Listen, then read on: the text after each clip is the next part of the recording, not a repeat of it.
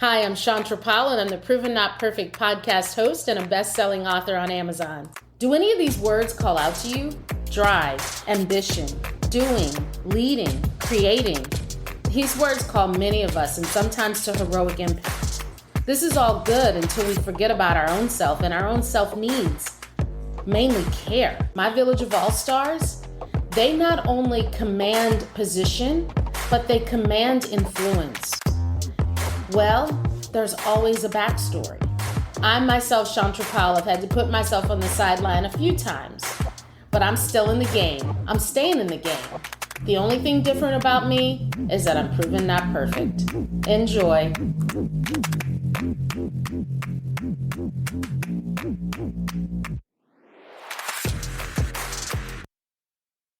Proven Not Perfect. This is Shontra Powell. I'm so excited to share this conversation with you.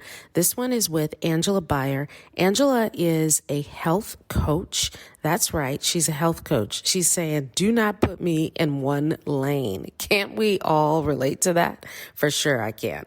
So she works on your body. She works on your nutrition, and she even helps you to push past some of those mental blocks that we have that trip us up when we're trying to start new habits, healthy habits for our lives.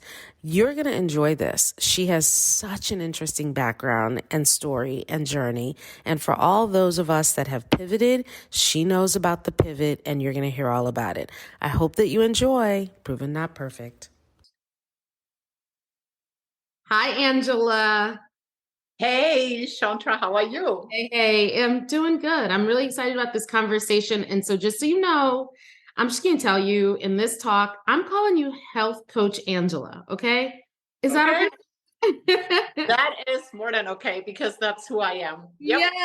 Yes, that is who you are. I actually met you, and I'm not at all remiss to share this. We met, maybe I'm going to say 4 years ago. If I think back to what was going on in my life, maybe 4, maybe 5 years ago, where it was through relationship. In fact, through a doctor and friend of mine, quite frankly. And I was dealing with an immediate health need and scare for me, where, because I had acid reflux after baby number 3, that became more continuous and ongoing. My doctor at the time prescribed me this Prilosec type drug, which was okay for your acid reflux, but never had an expiration date. So here I am on this drug for too long. And it took some really good doctor friends of mine to say, get off that drug. Not because the drug isn't useful for its purpose, but because the useful life of that drug has an expiration period. So anybody out there that has acid reflux, suffers with acid reflux, I'm telling you, if you've been prescribed a medicine to be on in perpetuity, question it, okay? And know that doing anything in perpetuity can be depleting to our natural stores of minerals and all the goodness, right? So, yeah. Right. So I was steered to you because you are Health Coach Angela. Yep. See, with medication, it's always, they have their purpose, but I always believe there is a side effect to every medication. And food be thy medicine, Well, and that was the thing, Angela. You have such a purposeful viewpoint around food as medicine, almost to the point that, before going nuclear into trying other alternatives, you do encourage people to start with food as medicine. Tell us a little bit about food as medicine in that context. Well, I can only say it's by experience. I had to learn it the hard way. And had to learn it the hard way? Yep. Okay. I went through the ringer, and I had no guidance. And the interesting part was when I started out, my journey started when I was a teenager. And it was always in my head, the weight loss aspect. But by doing crazy things, I got into major health issues. And I really had to, put a stop on everything and said, this is enough. And it added up. More medications, more health issues, more stress. And there was always just a quick fix, always a quick fix, always. And then from one to the next until my body just said no more. And I was extremely underweight at that point. And I ended up in the hospital where I actually had to. And that's not the pretty side, but this is how it started. Well, keep it real. This is ProvenNotPerfect. We actually take it off. So that's how it actually started. And I went back in Germany to a nutrition school. Wow. And I wanted to learn everything about nutrition to fix myself, to get healthy. And I would say, like, you named the diet, I did it. Wow. I truly and I grew up in the time where, there you can see how old I am. It's all good because you're still here. I'm still here. I'm going strong.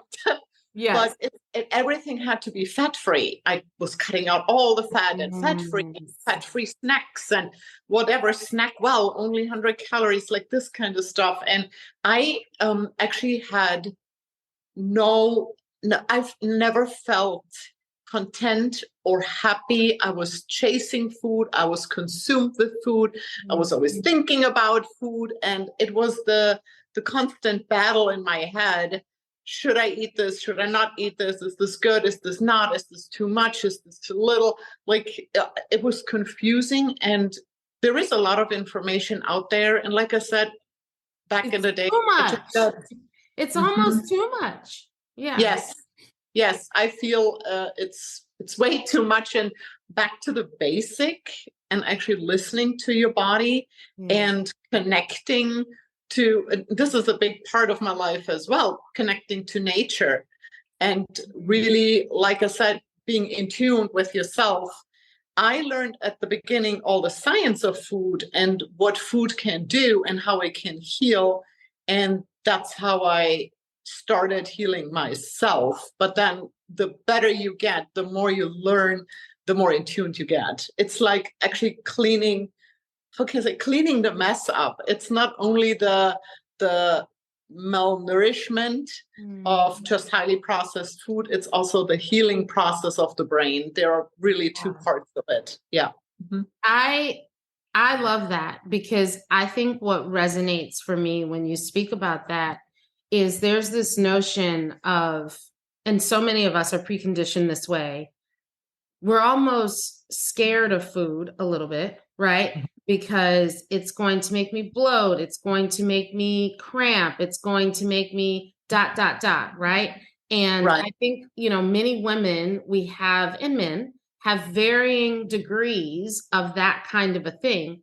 And then once you actually focus in on it, sometimes it becomes, like you said, it's the thing that you overthink, right?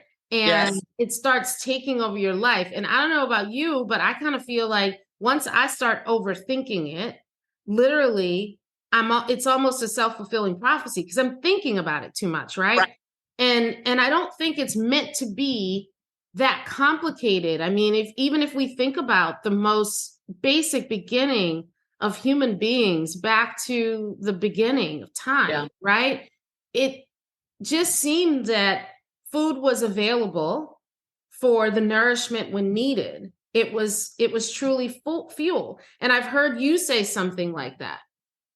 I mean, I would say we had a wonderful balance of actually how we get food and how we digest food and how we need it. Like, let's say the fat storage, the carbohydrate, the whole, how we use the food. And we had way less food back in the days than we have now. And nowadays, the problem is definitely that we are having way too much food available. And It's interesting because there's so many scientists out there where they do a lot of good research of helping us to eat healthy. And the same scientists are hired from like food companies, how to make us addicted to those foods. It's very interesting because the concept is the same, just used in different ways. So yeah, it's fascinating what happened with food. What do you think about this? Because you're talking and I'm thinking about what we just said. So back in the beginning, when you ate what was plentiful and available to you, there wasn't this counter of these portions of fat and these portions of meat and these portions of carbs and these portions of fruits and vegetables. You just ate. Correct. And are we more healthy because we have this meal wheel that we try to suit? Or were they more healthy because they truly saw it as fuel and they ate based on that? I think that's a really nice take on, because I'm at the point now in my life where food is literally fuel. I have no emotional attachment to food. That's amazing. But this is where what is it all about, you know? And this is like a food freedom I want everybody to experience, because it's it's so time consuming and exhausting, always thinking about food. And I think it's just a nice check-in. If you just would write down every time you think about your meals or food or when you want to eat, how often it actually is. And if you take this all off, how much more time you have for better things. You're way more productive. You know what I'm saying? So how does that look on a daily basis? Because I'm trying to get my head around this. Okay. What was the wonderful phrase that you just said? Food independent? Food freedom. Food freedom. Ooh, even better. Food freedom. So what does that mean? Because I'm looking at you. You look fit. You don't look svelte. You look like you eat, right? So it's not, what you're not saying is I'm not eating. You're saying something else. So can we double click on that and just help those of us that are trying to figure out our own lives, what that means? Okay. What that means is I have a routine where I have real food. Nothing processed. This is like, you want to keep it real. And this is so simple. And this is also where the addiction comes in. Highly processed food, for example, just picture it this way. What happens with highly processed food? We are in Florida. It's really hot. Let's say you take a block of ice, and these are like whole, real carbohydrates. Okay. A block of ice. You take it out on your porch and you let the sun shine on it. And it takes forever until this melts. Yes. So it's a steady melting. And this is what happens with real food in your body, like carbohydrates. It's a steady thing. It keeps you calm. No spikes, no craziness. It's zen. It's zen, peaceful food. Now, what a great visual example. I'm sorry. I just have to acknowledge that. Nobody's ever said anything like that before. A block of ice in the sun.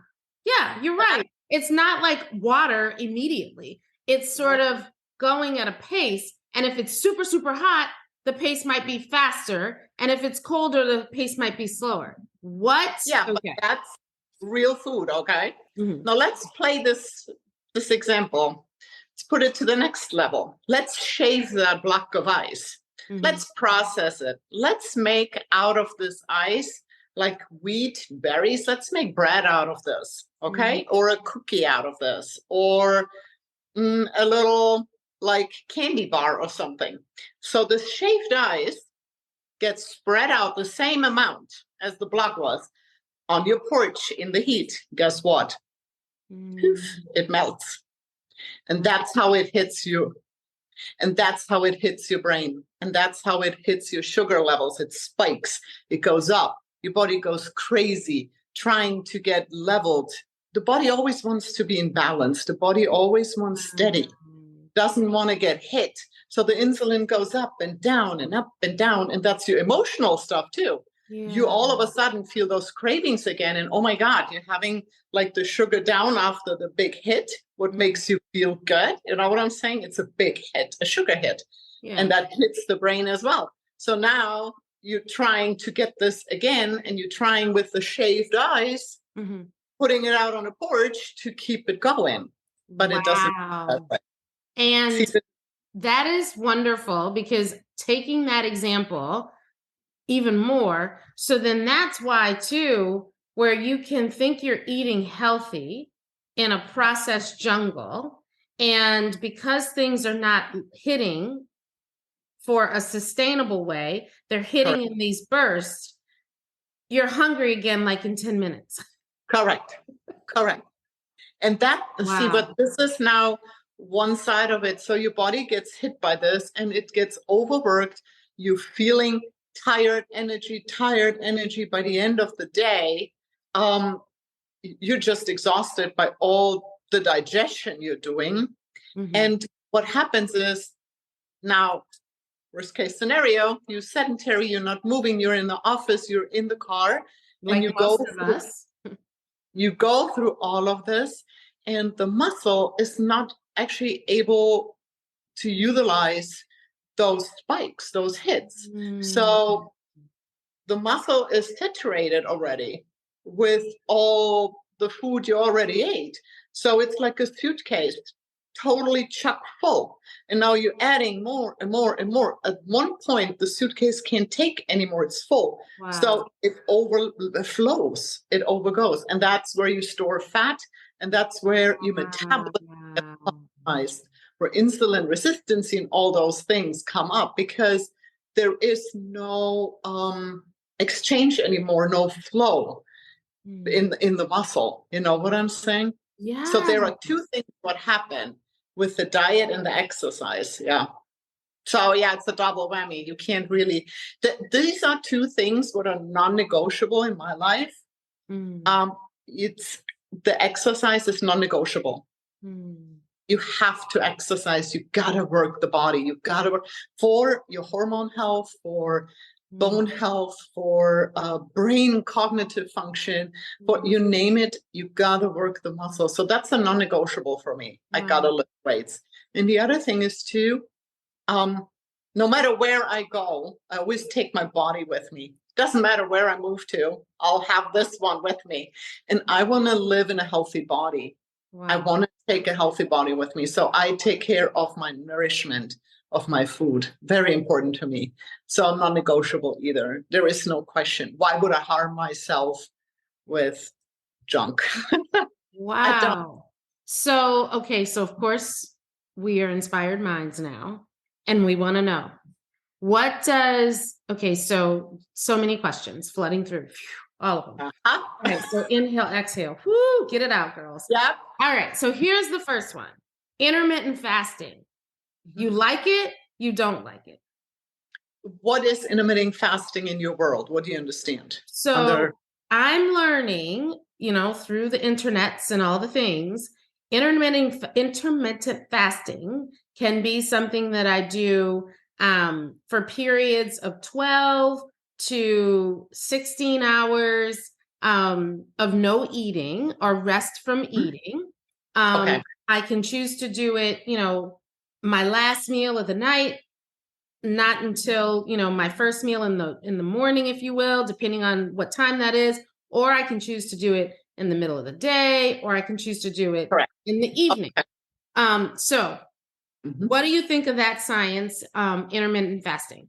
All right. So there are different forms of intermittent fasting. It's some do it like 24 hours and longer. So that's why I was asking. Yep. So if you say you want to have a longer time window where your digestion can actually have a break.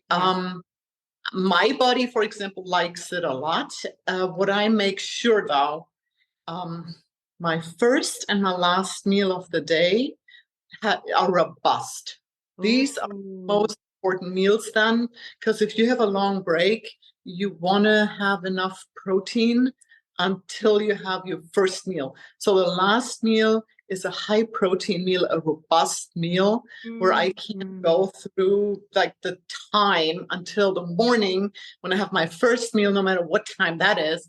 That's again a robust meal because that's the time when your muscle is primed. This is one of the most important meals. Now, I call it the first meal, not breakfast. I heard that. That did not fall light on me because we've been conditioned that wake up, eat breakfast.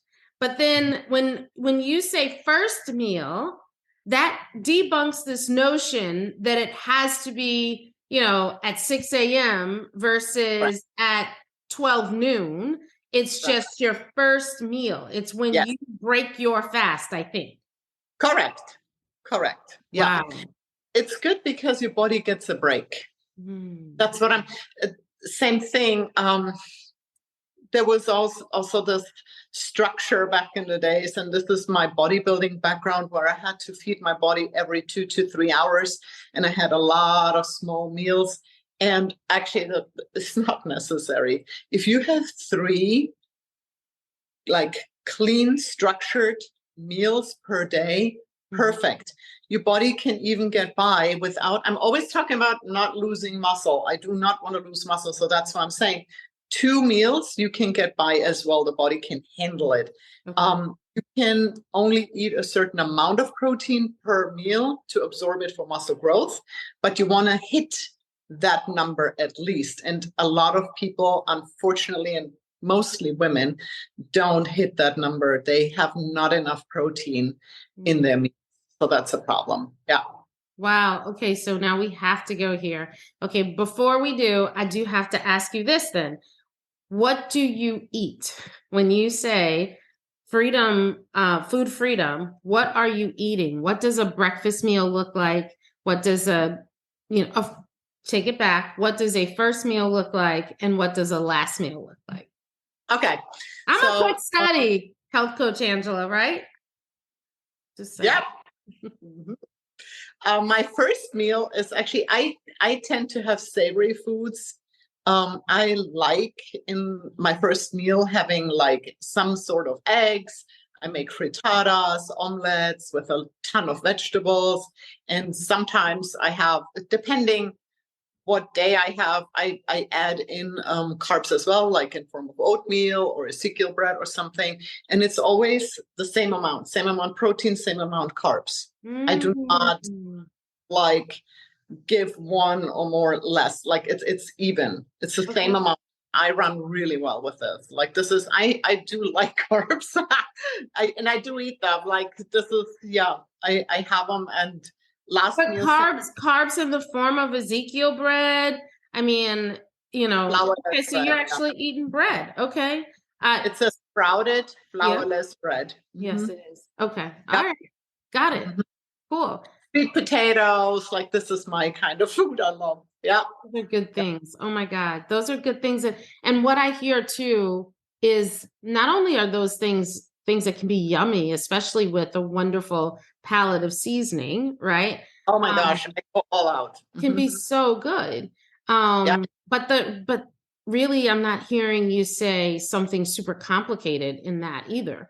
Those are things that you can make. Okay, so what does the last meal look like?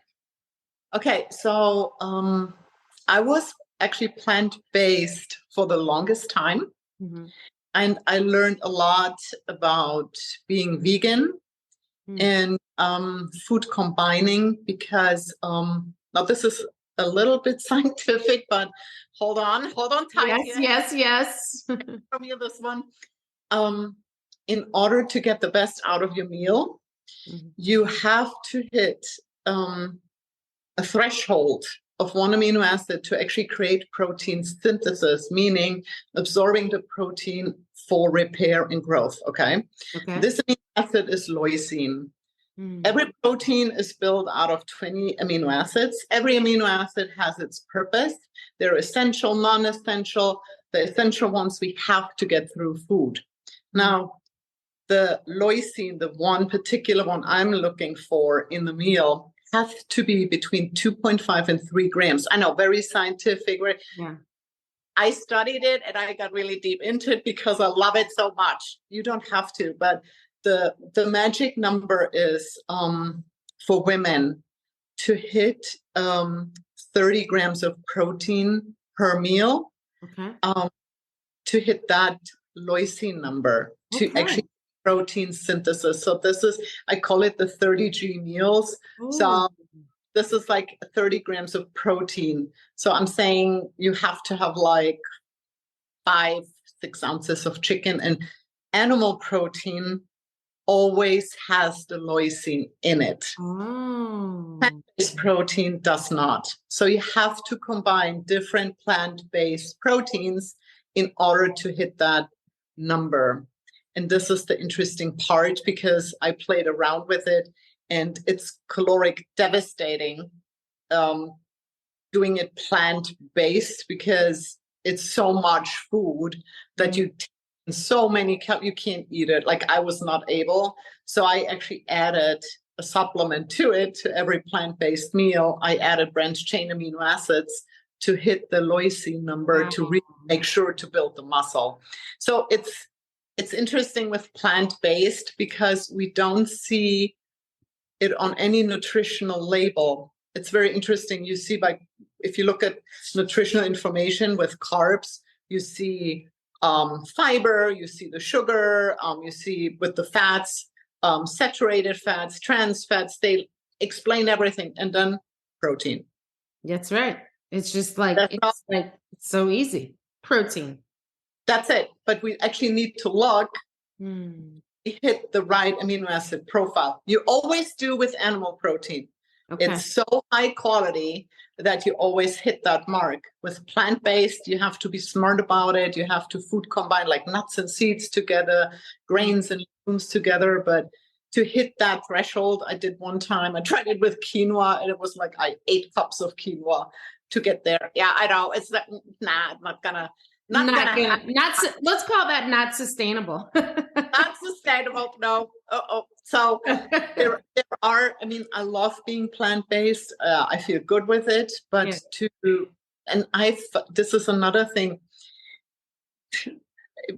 There is not one plan fits all. I wish I could say this, but in my 30s, I had no problems being plant-based. Now I'm in my 40s. Yeah. And I felt how I couldn't keep up with my muscle. I couldn't keep up with my strength just being plant-based. Wow. And this, by aging, the protein synthesis is not as efficient as it was when you were younger.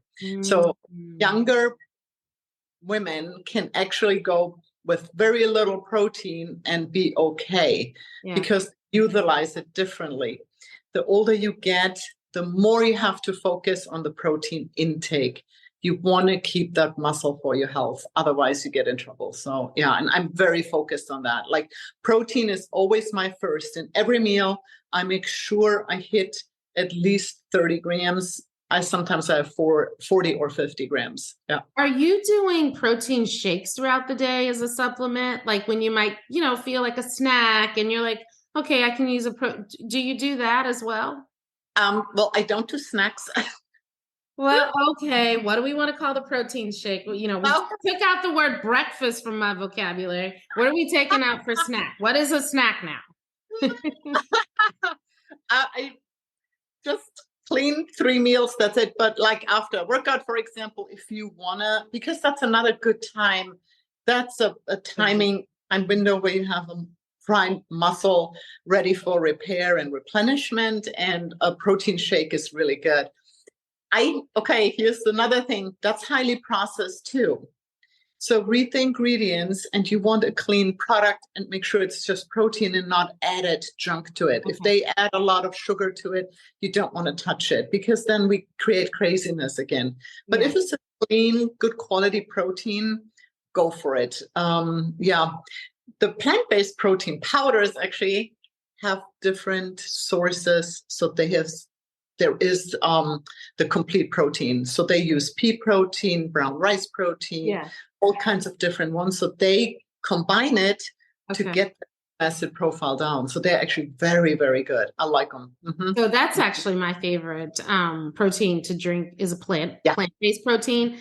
I don't know, it just tastes better for me. It sits better on my stomach.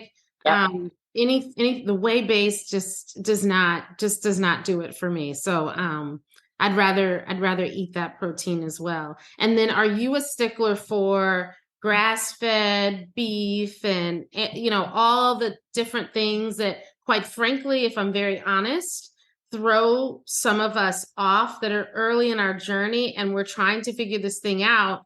And, once you get into the smarty pants language, you know what I mean? You naturally feel a little less confident. And then sometimes that sends you way back to the end of the line. Mm-hmm. Oh my God, I have a funny story with this one. Share.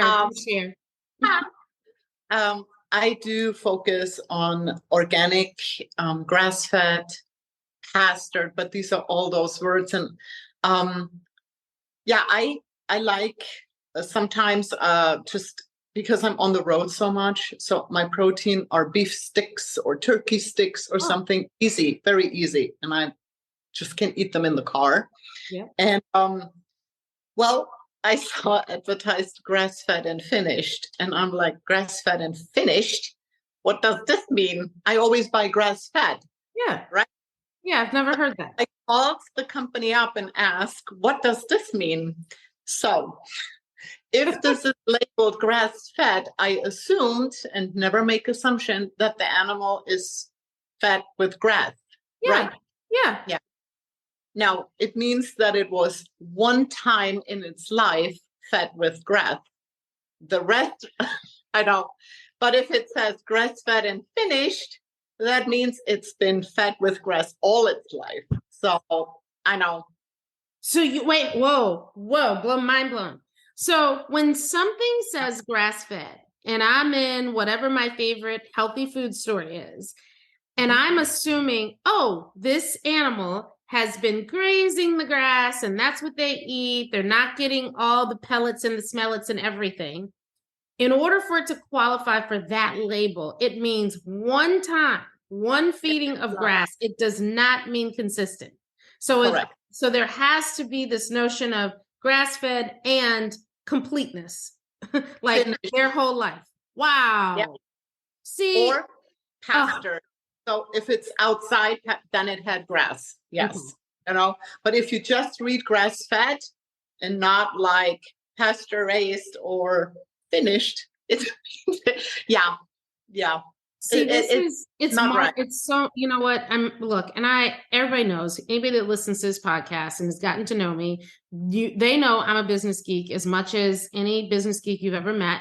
And so I'm always fascinated by the ways that we can market our way into creative spaces of commercial growth and opportunity, right? Okay. That being said, there is a fine line between marketing and business commercial growth interest and misleading the general population and consumer for your good and gain, and their not so much, right? Wow. Well, I'm so glad you demystified that for so many of us that are trying to do the thing in the store and we just don't know. So a couple things I just want to recap. I heard that as women, in particular women, those born cisgender, whatever, as women, I guess, born as women when they were born. Okay. Trying to get all the language. But for us, having protein, in particular, as we get older, is incredibly useful for us to not only to stay whole and complete, but to recover as well. And we need to try to get at least 30, 40 grams of protein with every serving. Yes. I also heard that when we think about the quality of the protein that we're eating, if you happen to be in a meatless diet, then you might have to be really, really critically focused on how you're layering in some special amino acids that are important for us. And then I also heard that we need to let go of this notion of breakfast, lunch, and dinner, and all the snacks in between, and really start letting our bodies live and breathe and process. And that means space, right? And that means that, yes, you're eating every day and you're eating your first meal of the day. Your first meal of the day might just not be 6 a.m. It might be 12 noon, depending on Right. your natural rhythm in your body. So when we lean into a lifestyle this way, do you feel that there is a multiplying effect for us mentally, and also just being in tune with our body and knowing more what we need, what's going on, all the things that in that way? It's funny how one, like if it spirals down, same thing, it spirals up. So the issues, like it contributes, it goes better and better and better and better and better. The first thing I would say is you start cleaning up your diet to create peace. When you have peace, then you start adding the workouts in. And with the workouts, that's another thing. You want to feel your body. You want to feel how you work the muscle. You want to connect. That's your time. That's the time where you want to be active with the body, not with anything else. So you really want to focus on that. And then the building the strength and the resilience, what you do with your body and your muscles, will come with the mindset, and it will give your soul, same thing, it's food for the soul, having or knowing the strength you are gaining and having the cleanness of the food. Like you're all of a sudden in the driver's seat now. You're in charge and you know what you're doing. And then it becomes automaticity. You're all of a sudden doing it automatically. You're creating habit stacks in your daily life, which benefit you. And an interesting thing is I work with so many clients, and I cannot tell you when it actually starts for you. I clients, they switched and they felt it immediately. I had others, they fought through addiction, up and downs for 6 months, 9 months, but they all got there. And we talk about it and we plan it all out and we have our strategy and we know where we are going. And then life gets lively and we are not always going that straight line. And we have sometimes detours and we have to take a deep breath, and it's okay. The other thing is too, what I think is very important, if you start changing your life and you want to get healthy, that it's a step-by-step process and you're building from one thing to the other. And if it's a setback, that's okay. It's not always 100%. Don't put too much pressure on it because you want to maintain what you're building. And you always have to be realistic what you can actually add in. If it's a 10-minute walk after your meals and you're just putting this as a little habit stack, as a first step of exercising, when you have never done anything, I'm proud of you. This is great. You're doing the right thing. You're going the right direction. No, we're not trying to get a gold medal in something. No, but we want to improve our health. And this is how you start. And I always say 51% is good. We don't have to give 100% all the time. 51% means you showed up. Wow. You're here. And, that's so good, Angela, because, we talk about proven not perfect and, the quest to put down our desire to be just perfect in the things that we do, right? If you're built a certain way and you care, and realizing that there is no such thing, right? And so what you're saying, even in this health focused journey where you're thinking about whole body and the elements that fold into it, 51% is great. You're winning. You're actually winning. You do. All right. So we got to go to the geeky side for a second because it's just me. So you have a wonderful background, which I do want to touch on a little bit. And then I want to talk about the business model that you were building to become more accessible and more available to more people. And the cool thing is, I know my listeners are literally around the world in some amazing places. And I'd love for you to share, a little bit about your background and tell that best kept secret of your medals, because you do have them. I'd love for you to share that. And then tell us a little bit about how we can get more intimately familiar with you and your coaching, even if we don't live, in Southwest Florida. Okay. So yeah, how do I get into health coaching and personal training is actually a funny story, because my background was actually banking. I was in corporate world. I was a banker, 9 to 5, and I always was interested in sports. And like I said, what I went through, I just got very intense into exercise and diet, was pretty good at it. And I competed in Germany in bodybuilding. That's how good it is for me. This is my form of art.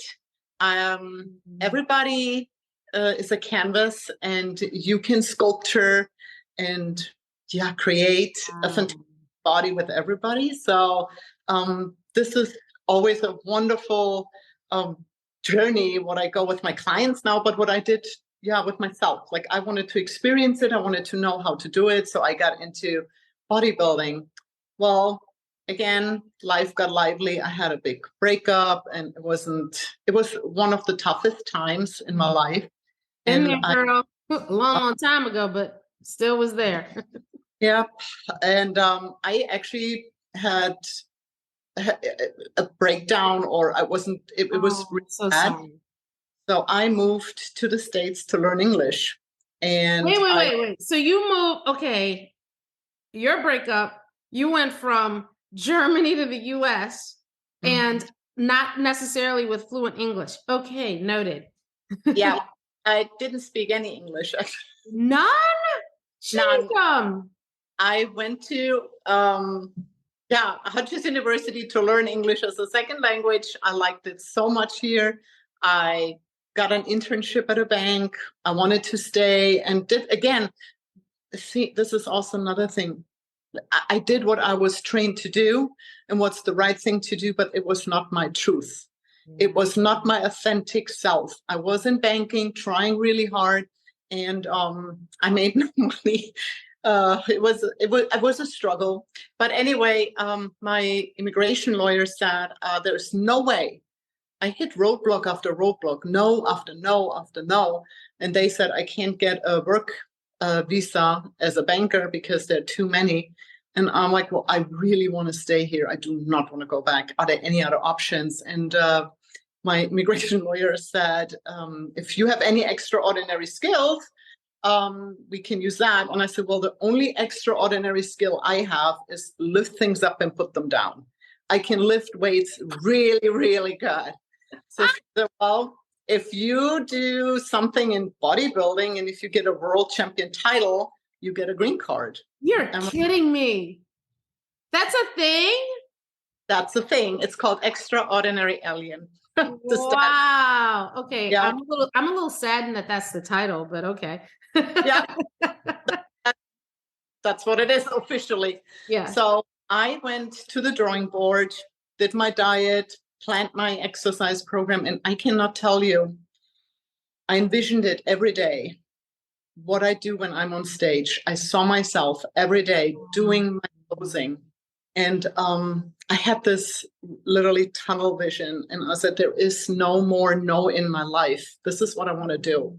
I want this green card. And I competed in Miss Florida to try it out. Wow. Miss Florida, got qualified for Team USA, went to Los Angeles, did Miss USA, which was a big show. I won Miss USA. You think? What? Yeah, I get goosebumps just thinking about it. I'm getting goosebumps because you're telling me your journey, and I'm hearing when we put our mind to something with clarity, with conviction and focus, and block all the noise. All the noise. Things happen. Mm-hmm. And that means saying no when your heart might have said yes. Correct. You got it. Yep. Yep. So here you There are, was- Miss USA. Mhm. Did it stop there? Did it keep going? And I had to get that green card. So, little things, but this is what helps. And like I said, I was actually seeing it. I got an American flag bikini because I wanted to be in the finals at the Miss Universe show. I was qualified for the Miss Universe. I was able to represent the United States. Wow. What a Um, privilege, first of all. What a privilege. it was, and that's why, I mean, I can't let this country down. Yes. Like, it was, there is a lot of, Our country doesn't always get it right, but I do believe that it takes all of us being convicted to own it, right? To own it. Yeah. yep, absolutely. Yeah.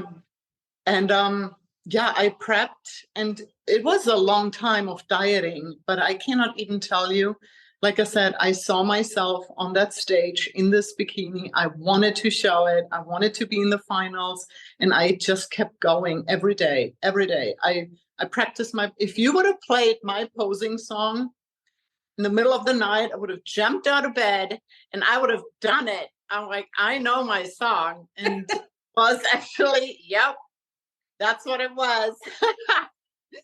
Oh my gosh. It was Here She Stands by Michael W. Smith. I remember about the American flag. Wait, is that Here She Stand? Oh, wait, I don't even know. Now I won't it's even about try to sing. but the song is about the American flag after September 11th. And she was still, Oh, Lord yeah, Jesus. yeah, still standing. So I'm like, I'm still standing. So this is, Girl, wow. What conviction, what faith, yeah, what yeah. purpose. Mhm. And I went there. I had a really good day. I felt it. It was just, when everything just is perfect. Your shape is great. You feel great. It was craziness backstage. And I just was hiding actually backstage, listening to my music, what I'm going to do. And I remember looking at that list where you see the name of the final 6 competitors, and my name was on it. And I'm like, wow, I can't believe I can wear the bikini. I'm doing it. And I was shining on that stage. That was my moment. I loved every second of it. I loved it. I owned it. That was just great. I love being on stage. And yeah, that was a big moment for me. And representing the United States, that moment was exciting. It was just big. And yeah, we were all lined up and they're counting down place 6, place 5, place 4. And I'm like still standing. I'm like, wow, top 3. I can't even, they announced number 3. I'm like, wow, okay. They announced number 2. And you can actually see in the video how I checked my number because I couldn't believe that I won that show. I mean, Oh, chills, Angela. Girl, stop. yeah. I love it. Oh, that's so good. And I feel like I'm there with you in that moment. oh, it was fantastic. But this was the moment, interestingly, where I felt relief.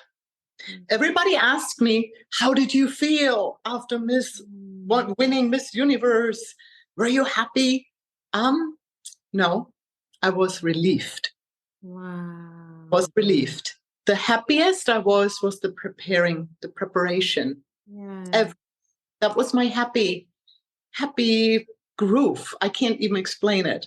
Yeah. The journey of getting there, looking in the mirror and like, okay, this muscle just came out tonight or whatever. I'm still good and energized and whatever it was, checking in, that was where my happiness was.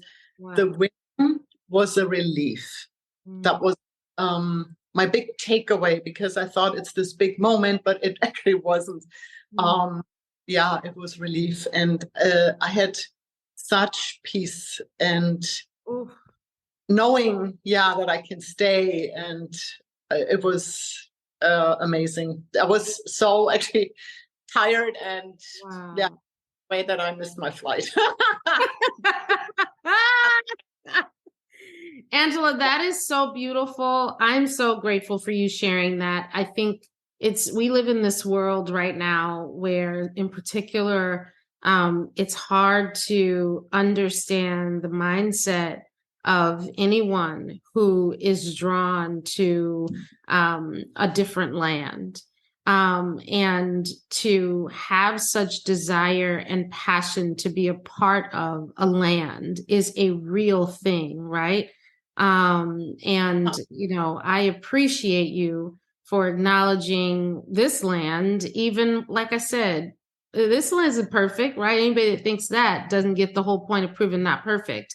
But I do think that this land consists of lots of people who have continued to try and push and to make it better, make themselves better, and be compassionate more for others, right? So I hope that brand never changes. Yes, yes. And yeah, when I came back, that's what I did. I changed my profession. I made my passion my profession. Wow. I did.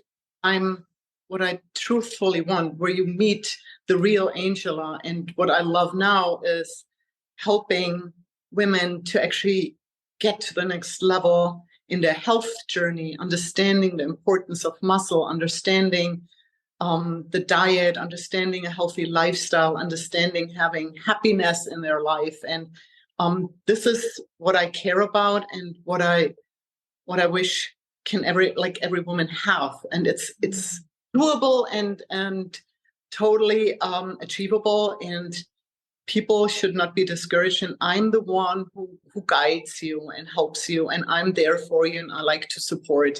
And this is true passion and my true calling. And this is what I like doing. And this is why I don't compete anymore, because it's not about me anymore. It's about being on stage looking good. And it's funny how life changes, and I changed. And this was so important back in the days, and it's not anymore. You and I talked about that earlier, right?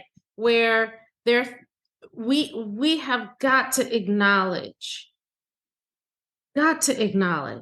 that as we're journeying through this life, there are things that are our North Star that we are working toward obtaining in our life.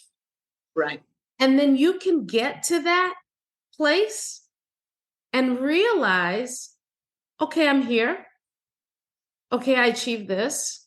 This isn't serving me in the way that I envisioned for longer or as long as I thought it would. And you're drawn to something else. And I think that's what makes it a journey. Yes. Mm-hmm. Yes. And I think it's important, like what was important to me, and this is what makes my day and makes me go, is actually hope. Ooh. Help one person every day. Yes. Help one person every day. Wow. And that changes your perspective. Praise God. Girl, you taking me to church. And look, you already know my faith is high. And I just believe, help one person every day. Amen. I believe that's our assignment. Yes. Mm-hmm. And that's what I'm doing every day. This is like on my checklist, because I like my checklist. Anyway, yeah. Well, I'm excited for the collaborations that I see to come between Proven Not Perfect and Health Coach Angela and the things that you're doing. I see space for you coming back to Proven Not Perfect. I see space for us maybe even collaborating on experiences. And I'm putting it out there because I see it. Almost as much as you did getting on stage and having rehearsed what that would feel like so many times. I see it. So I'm just letting you know what I see. All right. We're on our way. That's for sure. We are. Yeah. Well, there's going to be so much more to follow. I know you're doing videos. Yes, I'm creating right now a course. So I give all the knowledge where women can actually learn at their pace, at home, what they can do to improve their exercise, their nutrition, their sleep, like the mindset. I put it all in the course, and I'm planning on having like group calls where you can join in. And ask me questions, and I will be with you. I don't want you to just have the course and leave I it. love that. There will be support. And then you can find me on Instagram as well. Yeah. So if we follow you at Health Coach Angela on Instagram, is Right. that going to be the best place for us to get all the updates about the new courses and Yes. series and how to sign on? Okay, great. So Health Coach Angela on Instagram, you guys, you have to follow. That's where we're all going to see what's to come, and trust and believe she's going to be back on Proven Not Perfect. In fact, I learned that Angela is also interested in reading interesting, inspiring books. And so I'm going to do a really fun segment with Health Coach Angela and Dr. Christina Zalinas, who I did a podcast with probably, I think in 2021. She's a gynecologist and OBGYN and, or do you say OBGYN? Yeah, I think that's what you said. But more importantly, she is a woman's doctor. I'm going to say it that way. And we're going to collaborate here in just a week or so, where we're going to do a little bit of a book club around the book Outlive. So if you want to listen to our segment with some knowledge of what we read, go ahead and download and get for yourself the book Outlive by Peter Attia. We're going to be breaking that book down. We're going to be breaking it down 3 ways. We have Angela, who is our functional nutritionist and weightlifting extraordinaire around healthy lifestyle for women. We have Dr. Christina Zalinas, who is a woman's doctor. And I'm telling you, from the rooter to the tutor, everything, right? She's all about your mental, as well as your physical, as well as your just female being. Just a beautiful, beautiful soul. And then me, the curious listener and questioner, and just trying to get it right. So between the 3 of us, we're going to try to unpack that book. And so I'm hoping that you'll join us for that segment too, which we'll be featuring in a couple weeks. All right. Well, sis, it's been an absolute pleasure to spend time with you. You are amazing. And I know that so many people are going to be blessed just from the little morsels that you gave. But these morsels for everybody there's so much more food to go with these morsels. But we'll find that out when we follow her and get more information about the cool things that she's going to be doing. And we can now all say that we've had an intimate conversation with a Miss Universe. Hello. Just saying. Yes. And one that can actually lift higher and better than the boys. Like, I'm not just talking about bathing suit without a cause. I'm talking about bathing suit with backpacking and all the things. Well, I like weights. What can I say? So look, now that I've embarrassed you terribly, I'm going to let you go. Peace and love, and I will see you soon. Yeah, same to you. Thank you so much for having me. Have a good one. Thank you.